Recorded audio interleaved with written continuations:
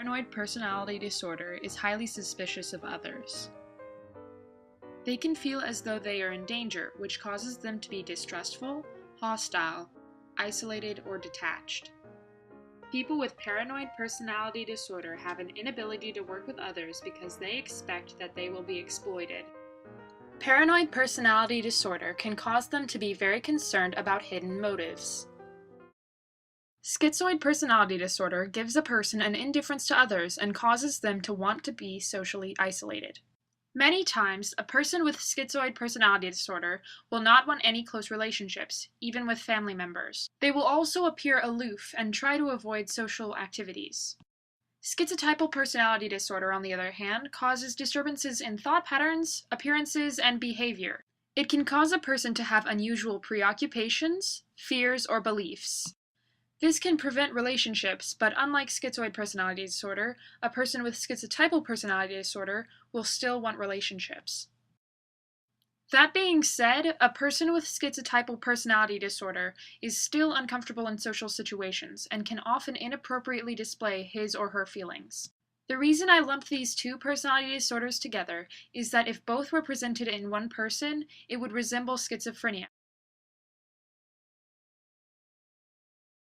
People who have this disorder can easily be influenced by others, and are also overly sensitive to criticism or disapproval. Many times, they will be overly seductive and will believe a relationship is more intimate than in actuality. This personality disorder can manifest in blaming failures on others, constantly seeking reassurance,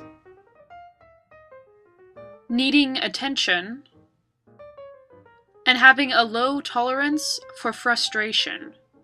People with antisocial personality disorder have long-term patterns of manipulating, exploiting, or violating the rights of others. Many times, people with antisocial personality disorder can come off as witty or charming, and are good at flattery and manipulation. However, people with this disorder often have a lack of conscience and tend to break the law repeatedly. This is not the person's fault, and although it can be managed with therapy, it has lasting effects. Narcissistic personality disorder is a condition in which a person has an inflated sense of self-importance and an extreme preoccupation with himself or herself. Some side effects are reacting to criticism with rage, taking advantage of other people, exaggerating achievements or being preoccupied with fantasies of success, having unreasonable expectations, needing constant attention, and disregarding other people's feelings. Borderline personality disorder is a disorder where a person has long-term patterns of unstable or turbulent emotions.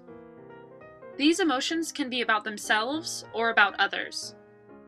Many times, people with borderline personality disorder see others as all good or as all bad, as black or white with no gray in between. Borderline personality disorder can manifest as a fear of abandonment, emptiness, impulsiveness with money, drugs, and/or sex, as well as frequent displays of inappropriate anger,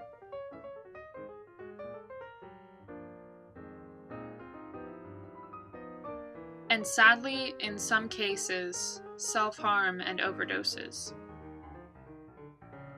Many times, people with borderline personality disorder get along very well with people who have narcissistic personality disorder. A person with this disorder depends too much on others to meet physical and emotional needs. Many times, they avoid being alone and are focused on fears of abandonment. A person with dependent personality disorder can be easily hurt by criticism and feel helpless when a relationship ends. In relationships, people with dependent personality disorder tend to be passive and take up a lot of the other person's time. They also often have difficulty making decisions without the support of others and have trouble disagreeing.